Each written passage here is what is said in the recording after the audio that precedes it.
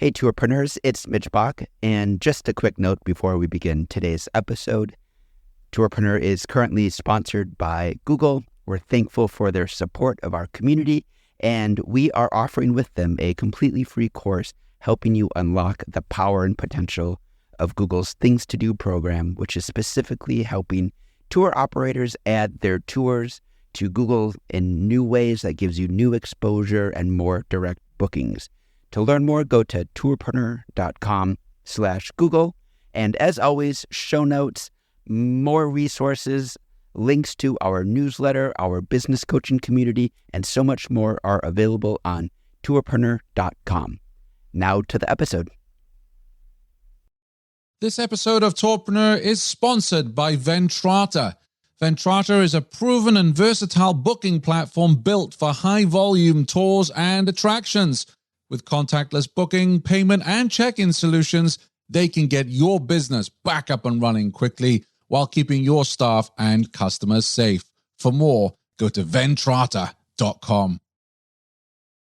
Hello and welcome to Tourpreneur. I'm your host, Shane Whaley. Regular listeners will notice that there is no jingle or intro today, and that's because I'm excited to bring you a brand new monthly series of Tourpreneur that we are calling the Travel Industry Mavericks.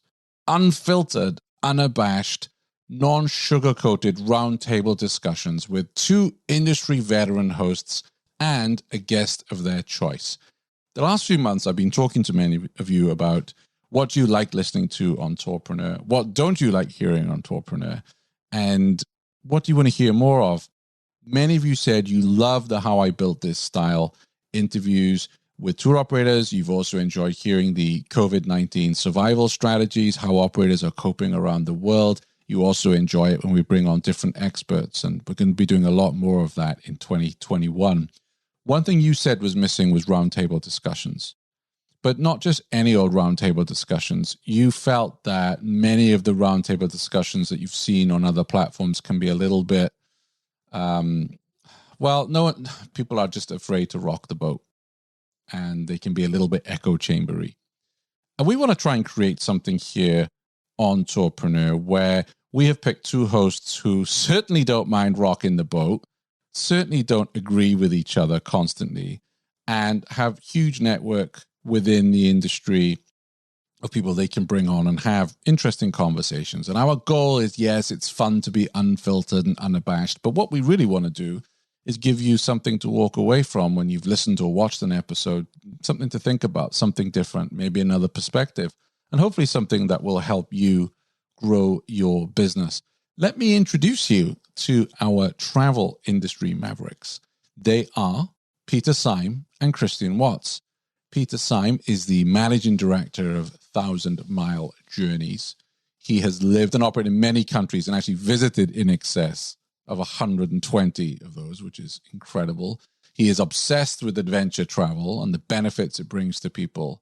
And he splits his time between being the owner-operator of several small niche adventure travel companies and helping startups. And I know for a fact that many of us spoke with Peter during the dark days of the pandemic, and he gave a lot of advice on what we need to do to survive during these lean times. So I just want to say thank you to Peter for that. And also many of you that have seen Peter speak at conferences know that he doesn't hold back. Joining him is Christian Watts. Christian is the founder of Magpie Travel, but he's best known in the industry as the founder and CEO of City Sightseeing San Francisco. He started the business back in the late 90s, and the company's fleet, he grew that to 25 open-top double-decker buses, carrying over 200,000 passengers annually. He comes from the north of England. He graduated from the University of Leeds Economics, and he lives in the Bay Area. He was one of the early adopters and proponents of web-based distribution strategies. So that's our guests. And as I say, we want to try and do something a little bit different with the show.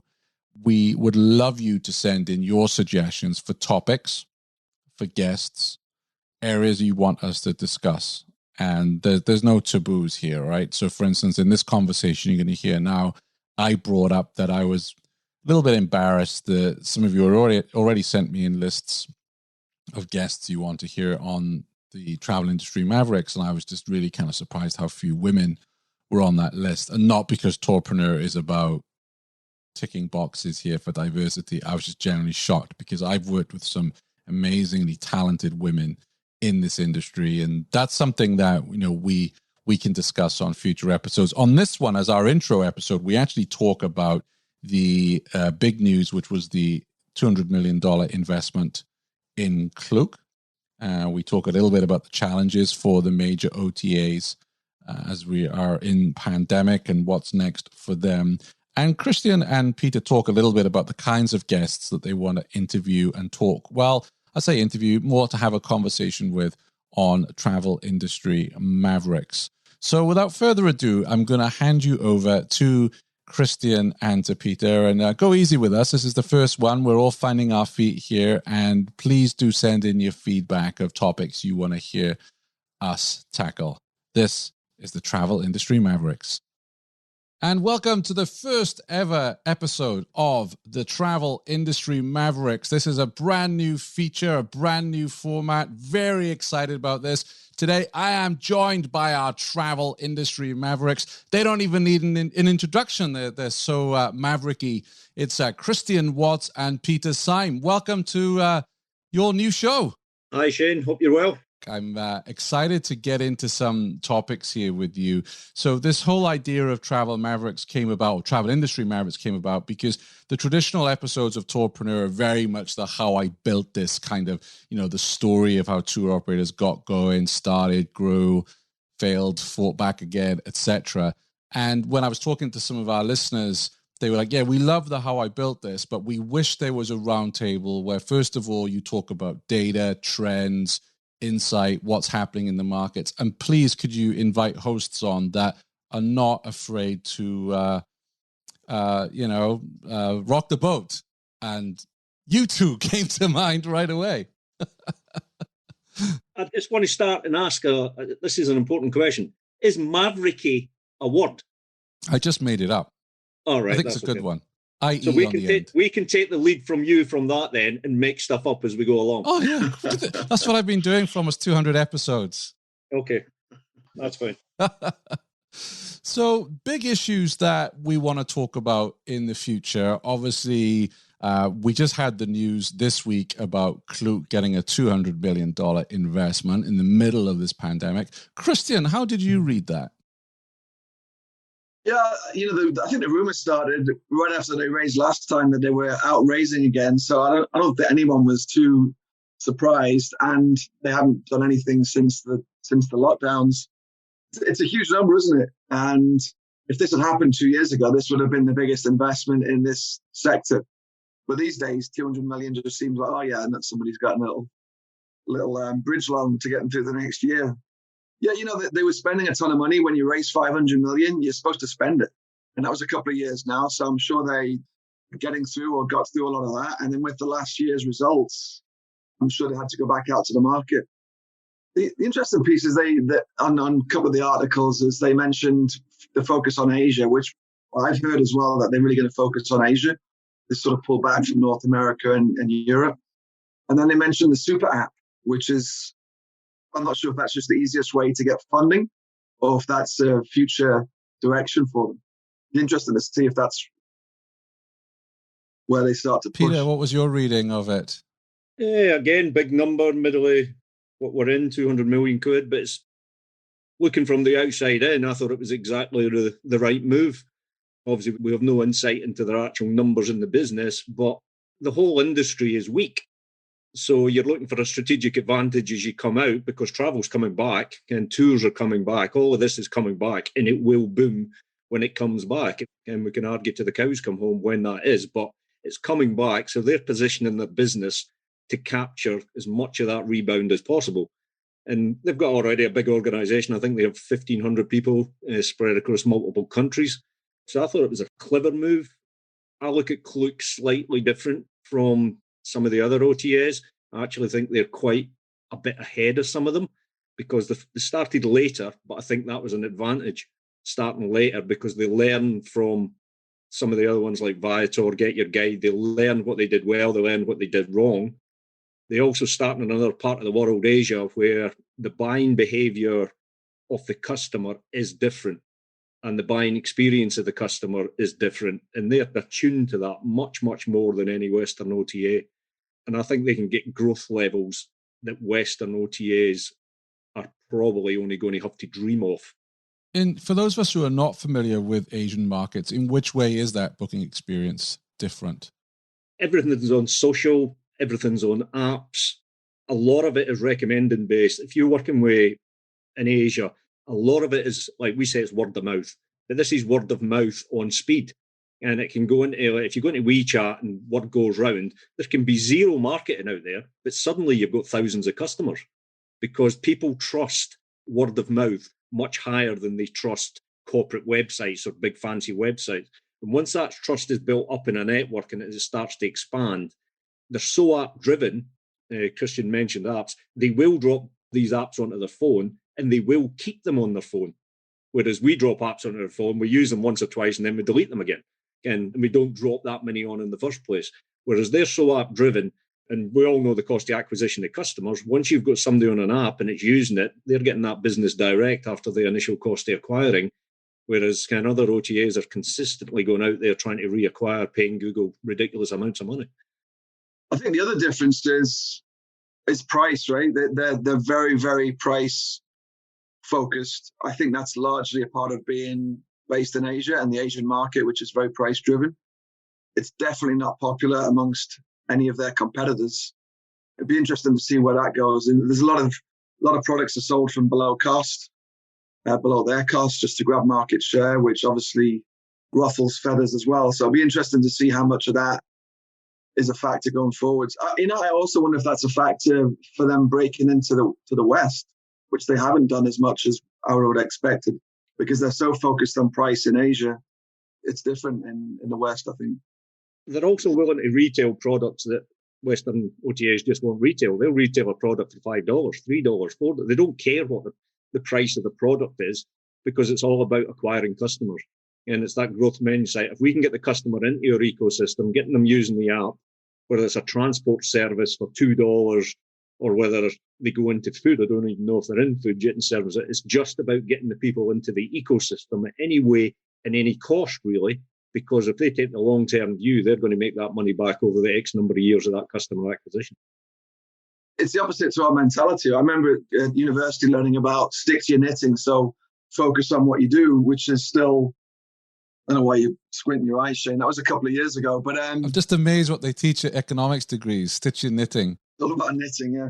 No, but I think that's drilled into us about focusing on what you do. That's not the case at all in Asia. It's all about the super app, which is not at all about focus. It's just, as Peter said, it's get as broad as you can, sell whatever you need to sell to get people onto the app, which is part of the reason, based on some of those reports, if they think they're the next super app, then they're not going to focus on the West, because I don't think there's appetite for a super app in the West, unless Google, Apple, or Amazon make one. I don't think you can come in and start your own super app. If you think of the customer journey, you're in a destination, doesn't matter wherever it is, you're in a city anyway, anywhere in the world. You wake up at breakfast time and you go to bed at whatever time at night. For you, Christian, it'll be about 8:30, 9 o'clock, I would think. But for the rest of us young people, it will be after midnight. But if you're, what do you do during that day? You may only purchase a travel product once during that day, but I can guarantee you purchase multiple other things during that day. And be that food, be it coffees from coffee shops, be it jumping on a tuk-tuk or a taxi. And there's multiple points of spend during that day. And if you've got a retail mindset, which reading from the outside in again, that I think these guys have, they just have a mass retail mindset. They don't care what they're retailing. They just want to retail as much as what someone buys during a day in a destination.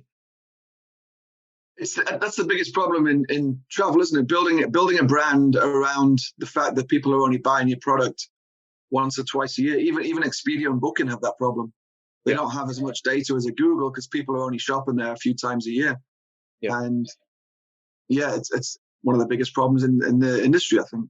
Obviously, it's all theory, but if you think that through and somebody buys a tour once or twice a year, and that's being optimistic, but they liked it so much and they keep the app there, and then you use that app for your transport app all the time, it changes the dynamics of that scale business quite considerably. Which is why I think the future of this industry, we've got these big OTAs that everybody speaks about today. And I think we don't agree on very much, Peter, but we probably agree on the future being Google, Amazon, Airbnb, maybe an Uber. They're probably the closest thing to a super app that we have. Yeah. Like you say, in the West. People will have to tell me if the West is a PC term. When I say to the West, I mean North America and Europe, generally. But those are the sort of closest thing we have to super apps. And I think those are the biggest disruptors of the industry if they can make a move into this space. Not the frequency already with them. People are already shopping. Less so on Airbnb, but people are doing Uber every day and obviously Googling multiple times a day, and Amazon the same. The other thing I see with Klook, which is different, and I might be wrong with this, I'm sure they'll be able to write in and tell Shane if we are wrong, but I see this laser-like focus on retail, and they don't really care what they're retailing as long as it's an in-destination service, but less of a focus on product. Whereas if we then come back into North America and Europe, we're seeing OTAs moving away from having mass product into curating product, sort of going full circle back to where we were years ago. So there's more curation going on in be it Get Your Guide with their originals, or be it Viator can come in with standards for all the products. So there's much more curation going on to get quality product. Whereas Klook is like, if it gets sold in destination, we want it on our platform. The other part they mentioned, and I think it was the Skift again, was the tools. I think they mentioned toolkits for suppliers, converting traffic from social or from other channels, expecting people to send their own social traffic onto Klook.com or Klook app for people to purchase, which it's vertical integration, which I think it's a tough one. The fact that they want to sell tools as well, which competes with all the res techs, and they want to vertically integrate and try and get your social traffic onto their site. It is this mentality of we can own this whole space from front to back. Whereas I'll talk to some res techs who've tried to play in the B2C world, and my thinking is if you make everyone your enemy, you're going to struggle to get market share. They don't seem to have that. They seem to just go for it. There's also the thing with Asia and Africa, to be honest, and I've come across this myself when I was a bit younger and a bit more naive than I am now. And you can have the best technology in the world and the best sales pitch in the world, but some of the operators just won't adopt the technology, particularly in Asia, if it comes at a cost. And when it comes down to it, is because the cost of your technology looks like it's a pure cost to them, and their cost of labour in many destinations is so low that they don't care they're running stuff off spreadsheets or running off a notebook, because they can, for the cost of the technology, they can have another 5 staff. And that makes it really difficult. So one of the strategies Klook's probably done is probably realised that is a barrier. Therefore, let's just give them the technology, just give it away for free, so it's an upfront cost, but that hooks them into our environment and gives them the verticalisation that they're looking for. Yeah, I've heard that as well. I've heard the term human API, and I asked somebody what it meant, and they said, well, we don't need actual APIs because we have humans that are actually quite cheap to employ in certain countries, and they do the job just fine. It's a barrier if you're wanting to sell tech and get a return on the tech, but it's also an opportunity for somebody like Klook who can raise that sort of money and can come up with their whole suite. So you get someone into their ecosystem, it will be exceedingly difficult to get that operator out of that ecosystem going forward. So you end up with Klook focusing on Asia. From the ones I speak to as well, I think the natural path, at least this year, is for everyone to focus on their core, right? So I've spoken to some of the OTAs, and they all seem to be focusing on their core because they haven't got the people to manage the world anymore. Let me ask you this. You talk about core, so forget your guide. What's their core? I'd still say Europe. I mean, obviously they're huge in North America as well, but I'd still say Europe. So I would expect them this year to focus on Europe and North America and less move into Asia, I think, would be sensible for them. And how do you read Viator? Opposite of Get Your Guide. So strong in North America, a little bit less so in Europe. A little bit less so. Still huge, right? I mean, Viator is huge everywhere. But I mean, Viator is definitely going to have far less emphasis on Asia. That's without a doubt. They haven't got many staff there anymore. So it's almost like everyone goes back to their corner. Yeah. Some things never change. I mean, that's not our industry. That's not the travel industry. When chaos reigns, when disruption reigns, when bad crap reigns, businesses always look after the core of the business.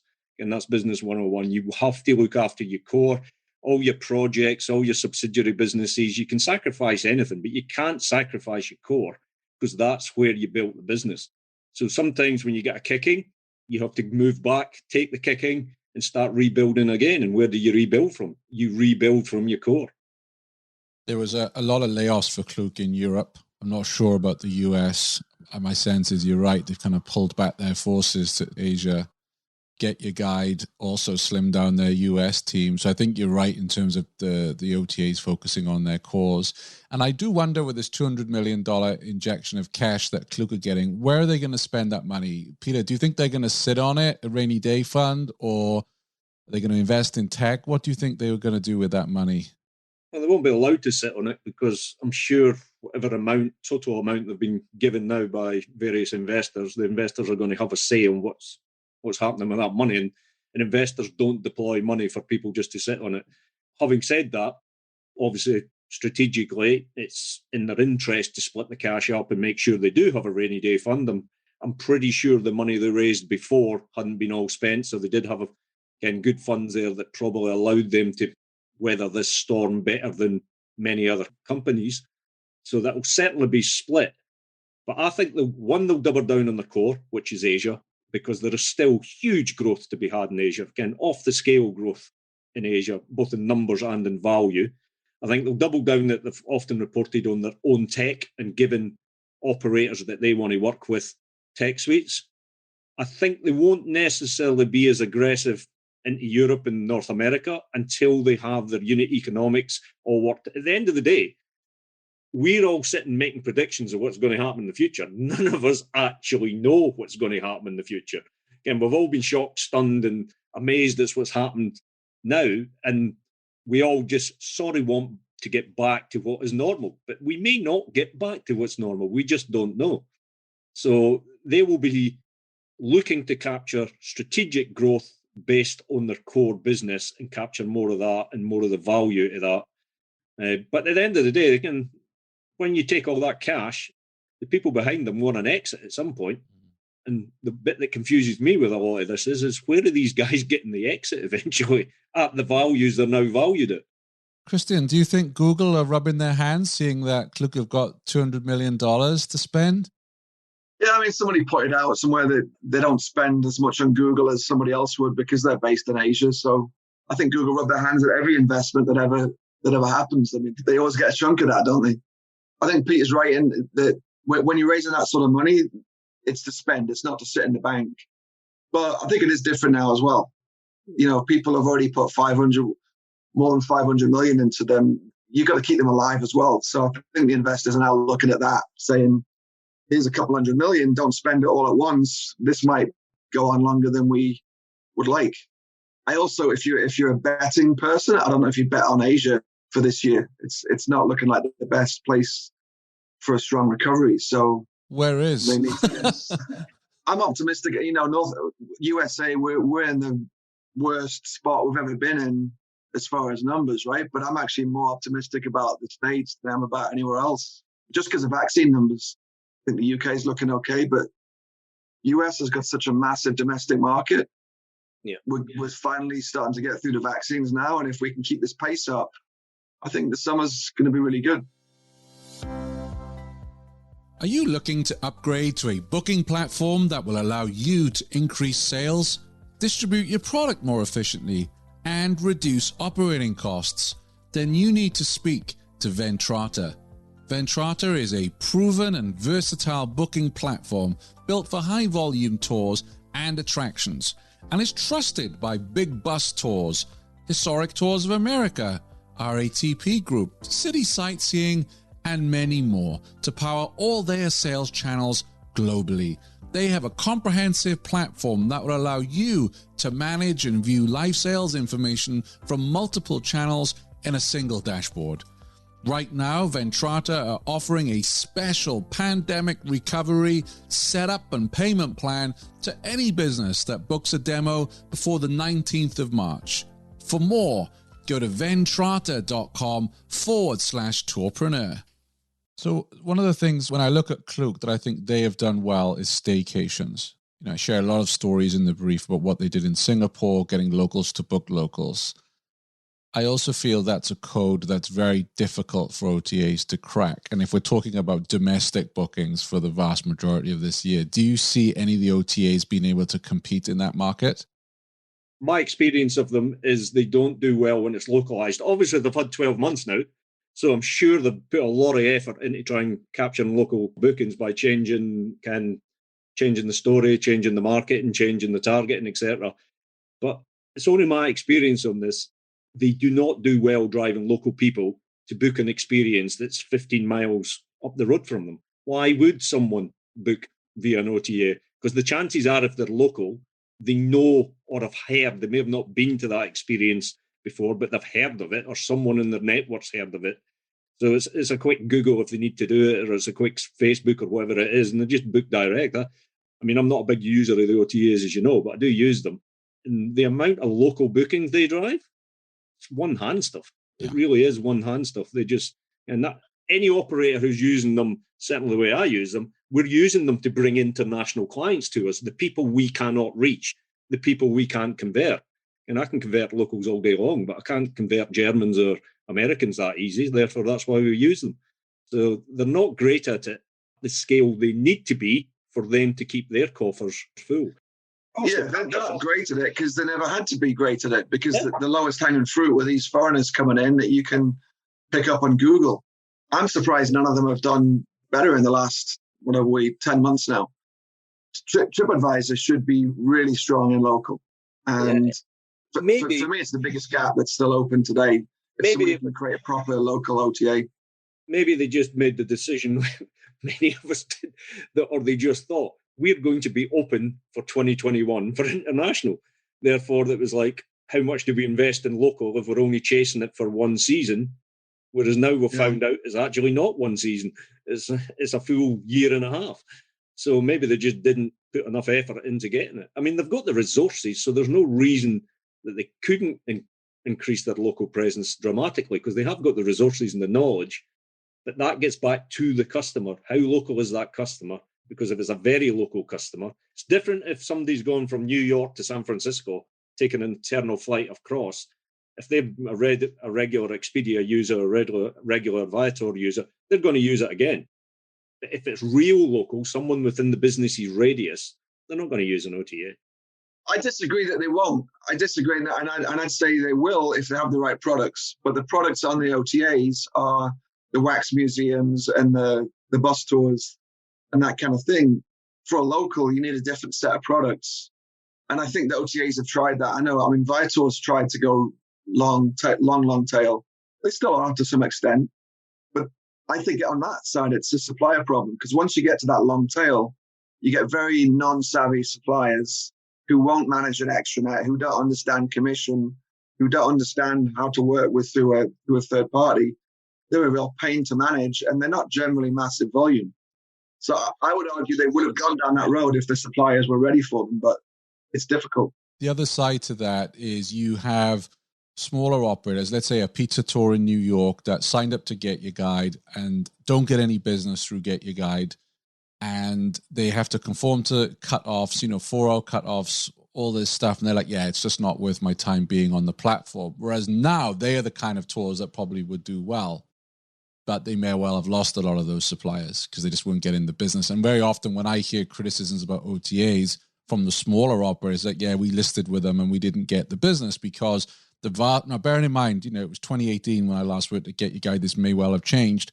But the vast majority of people booking New York were booking Statue of Liberty tour, One World Observatory, Empire State Building. They weren't booking the pizza tours. That's it. It's so easy, isn't it? It's so easy to sell the Eiffel Tower when people are arriving there 60 million a year or whatever it is. So why talk to the pizza tour person when you can sell Eiffel Towers all day? And then they can't pivot quick enough. And the other thing is when you've got a huge company and you're downsizing, it's difficult to move. And I think all the big OTAs have felt that the culture, the people around you, when people are disappearing every day, getting let go, for you to wake up the next morning and really try and drive something forward, I don't know how you do that. So it's difficult to keep people motivated when everything's moving in the wrong direction. For this show, when we do future episodes, hopefully we'll get some guests in. I'm quite keen to get guests in who don't come from our part of the travel industry, because I'm pretty sure every single person in the tour operating industry and the experience industry has realised by now, or if they haven't, they've got their eyes shut and their ears closed, that we are totally dependent on the airlines and, to a lesser extent, the hotels and the accommodation industry. So we're in an industry that's all linked, and we don't do well unless flights and hotels and accommodation do well. So I would be keen on the show and future episodes to get some people in from the hotel industry. They've been down this OTA journey, and in many cases, decades before tours and activities. All the discussions we've had, they've had inside out, upside down. And I think it'd be really useful for the listeners if we can get some really smart hoteliers in, both from the supply and the OTA side and also the flight side, because we've been demonstrated. We are so attached to these industries that if they ain't working, we are not working. Yeah, let's use codependencies. I know the hotels like to think that they're the big boys on the block, because maybe they are financially, but they depend on the operators. And between what was 1 million operators operating products all over the world, we're doing the destination marketing. Yeah. And it's that destination marketing that's filling the hotels. So I know they appreciate that. I just think once the money comes into it, the hotels get the chunk of it, and tourism activities sort of gets left behind. I'm fully up for getting people from outside of our sector. I think there's such perspective from people from other sectors that they can kind of look from above and see what we can collectively do better, or mistakes that they've made that we shouldn't follow. For years now, so as long as I've been in this industry, we've been trying to come up with a solution to work with hotels better, and we've never really nailed it. Again, that hotel partnership of retailing tours and activities has never really happened at scale. Obviously, it does happen all over the world. Each operator's got their own relationships with X number of hotels in a small way, but it's never been automated, it's never been scaled, and it's never had a technology solution that's worked at any scale. But maybe as we come out of this and hotels are readdressing their business model and looking at how they're going to be more secure in the future, maybe now is the time where they can actually look at ancillary products that we supply and integrate them into their business models. One would hope, wouldn't it? I think that can go one of two directions. It is a time for disruption, and let's now build it up properly. But also, everyone's been through so much pain that do the hotels just go back to their core and only focus on selling rooms, because everyone just needs to survive and grow out of this thing. So I think in some ways it gets better, and in a lot of ways it might get worse for a couple of years as people don't have the resources. I mean, trying to get dev resources from any company right now is virtually impossible. The dash for cash that we're going to have, because there's a lot of media, there's a lot of people talking to rebuild back sustainably, which a lot of the stuff I'm aligned with, try to do with my own business. But the hard reality is, once we open up, every single business is going to be dashing for cash. It's a dash for cash. We need cash back in to sort balance sheets out, again, get businesses operating again profitably. So a lot of the things that people think are going to change in the travel industry because of this experience, it may take a lot of years before people have actually got the resources to try and make these things happen. Are you offering cash to people, Peter? No. Is this where this is going? I'm Scottish. I've never offered cash to anyone in my life. We always have a negotiation before we hand anything over called cash. So I probably should have asked you this before we started the recording here, but who have you approached so far that wants to come and chat with you on the Travel Industry Mavericks? I've had a yes from Chris Newlands, who, disclosure, I'm an advisor to his company, again, outside the industry, but attached to the industry. Spelfie is the company. He's using Airbus satellites all around the world to take selfies of people at events. Obviously, the whole business was wiped up. The target customer was huge events, the Olympics, F1, NFL football, Premier League football, huge events, people in destination at these events, and they're getting selfies from space downloaded onto their phone. They did the inauguration of the new president in the USA last week. So we're getting him on to see how he coped with this whole model being destroyed as a startup. He's a funded startup, but not a VC-funded startup. It's a startup with private funding behind it. Mm-hmm. And just to see, because that's aligned with the industry, because it is targeting travellers in destination at events. So we're aligned with the industry. Also getting the CEO of a company in Pakistan on, because I'm a big believer, again, with this show that Christian and myself are doing, to try and reach out to some of the developing regions of the world, Central Asia, Africa, because there's a lot of tech development going on in these countries. There's a lot of business models going on that are actually going to exceed the growth that we're going to get in Europe or get in the USA by a significant margin. I mean, when Africa comes online fully digitalized, the growth is going to be eye-watering. So I think it'd be really interesting to get some people in from these destinations that people don't normally think of. And when they do think of it, they think developing and, they don't know how to do this. But I think people will be surprised of what's going on and the scale of what's going on. But we discussed it earlier. These guys are focusing on their core. They're building really good, clever businesses with the core of the region that they understand. They have global ambitions, but they ain't going to go out to the global world until they've really nailed their core. And at the end of the day, some of the customer numbers and some of the population number in some of these destinations, I mean, Pakistan's got 245 million people alone just in the country, and that's registered people. So you could probably say that's probably going to 300 million in one country. I think that's an interesting angle, the development. I'm always conscious when I write or speak about the industry in general, that I speak from the privilege of, being from the UK, based in San Francisco. I generally talk about the North American market and a little bit about European market. And I think that's a lot of us, right, that are based here. We think that is the market. And even with this year, when I talk about the recovery, I'm optimistic. I am optimistic for 21 for USA and Canada and I think Europe. I'm not optimistic for Asia and Africa for 2021. So I think it'd be good to get people from other parts of the world to give us that perspective, so that conversation isn't always about, the West. For a lot of reasons, that's a good perspective. But I think they're going to also need the help.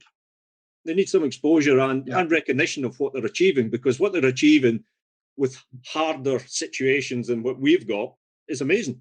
And it's as simple as that. What they're managing to achieve is amazing. But also a goal of the show is different voices. I'm going to be mavericky here and say, it generally is the same people that we hear at all the events, and I want to hear different voices. And I asked some of our listeners, who do you want to hear on the Maverick show? And I got a list, which I shared with you all. And the thing that really shocked me was the low amount of females that were on that list, of females in leadership roles in our industry, because I come across so many talented women that are doing great things in our industry, but very few in leadership roles. I think that's something we should also tackle some of these issues, and not because we want to check a box to be diverse, but it's like, wow, I was really surprised when I saw that list that there were so few women on it. Yeah, I don't know. I'd love to explore that. I really would. Is that just three medium-aged white men discuss it? Yeah. Well, no, absolutely. I'm talking about future episodes that when I got this list, I was just really surprised, because I guess I've just never looked at it that way. The same thing when the whole BLM thing happened, and I spoke to some operators about racism that they had encountered. I'm in the bubble. That's not part of my world. And that's what I'm hoping with this show, that we do explore some of these subjects that don't get discussed in enough detail. We want to speak to a diverse set of guests, and we're right here welcoming anybody that wants to come on the show and discuss anything to do with our sector. What we don't want to do is have corporate sort of talking heads. I think a lot of times some of these conferences, you get the corporates that show up and they can't really say very much. So we don't really need to speak to the PR department at X large corporation who's just going to give us their talking points. Agreed. I think we'd all prefer to get into sort of proper conversations and a bit more honest and open. Honest is maybe a bad word, but a bit more open, and discuss the real issues rather than just sort of read speeches out from PR departments. One of the reasons that the industry needs more female leaders in a huge number is, and this is me being Scottish and being money focused on being tight again, it's very simple. The buyers, the customers are mostly female. And if they're not actually doing the transaction, they've influenced the male who is doing the transaction. So I study this in my own business when I look at the split down of the customers we get coming through our own business. We're a majority male customer business from a point of actually turning up and doing the experiences. But we're a majority female business from a purchase point of view. So they're purchasing on behalf of males and sending them to do the stuff, or they're influencing the males to purchase. And I've looked at other businesses that I've been consultants on, and they're the same. They think the business is majority male, but when you look at who's doing the purchase, it's majority female. Therefore, who knows what triggers a female person best to buy? Well, it's not me, it's another female. True. Well, lots of exciting topics to dig into in future episodes. And I would also say to our listeners, if you've got ideas of guests that you want to hear Christian and Peter talk with, then email us, shane@tourpreneur.com, or hit us all up on social, and we're all ears. We want to make this an inclusive show. And I guess the goal really is that we all listen to the show, and when we walk away from listening to it or watching it, that it just gives us something to think about. That's what I'm looking for. We are looking for innovation as well. I know everybody's dashing for cash to get back to where, but anybody who's an innovator, anybody who's a bit wild out there and coming up with some technology that looks a bit crazy in the short term. And I was sitting, it was like Christian had pointed me in the way of stuff. So I've spent about 3 hours today on drones, and not drones taking photographs. And we've been doing that for years. I've had drones following rafts down rivers and all of that for years. So not that stuff, but what you can do with drones going forward in tourism is when you actually sit down and think about it, it's fantastic. And that stuff's coming. That stuff's live now. There's a guy in Ireland delivering stuff from Tesco's to people's houses with drones, delivering prescriptions from the chemist with not piloted drones, autonomous drones. So that stuff's going to hit the travel industry as well. And it's these slightly crazy people who see things that the rest of us don't see. I think they make fantastic guests. Definitely. We should get him on the show because he came from travel. He was part of Car Trawler, and he's also a developer, and he's also quite entertaining. And he's Irish, so then we'd have an Englishman, a Scotsman, and a Welshman and an Irishman, which would sort of make up the... That would be lots of jokes, and we'd all have to turn up with different whiskies. I like that. Marvellous. Well, my whiskey would be the best one, obviously, but the guy from Ireland may have different. So you'd be drinking some Japanese whiskey then, Peter? Japanese whiskey. I'm going to Japan in September if I can. I'm going to Japan in September. I've tried some Japanese whiskey and it was phenomenal. I was pretty impressed. Good. I was impressed. Let me say that. There is a bar in the Cairngorms about 110 miles from where I'm at the moment, run by a guy who moved from Japan to Scotland just to run a whiskey bar. So he runs this remote pub just full of all Scottish whiskey, obviously, but he's also got the best selection of Japanese whiskey I've ever seen. Nice. Good stuff. Well, I'll wrap this one up. This was meant to be an intro. We're almost 40 minutes in, so that's fantastic. You can find all the resources and links at our show notes, which you can find at travelindustrymavericks.com. Thank you, gentlemen. Cheers, Shane. Thanks for listening to the Tourpreneur Podcast. Be sure to visit tourpreneur.com to join the conversation and access the show notes, including links to the resources mentioned on today's episode. This is Tourpreneur.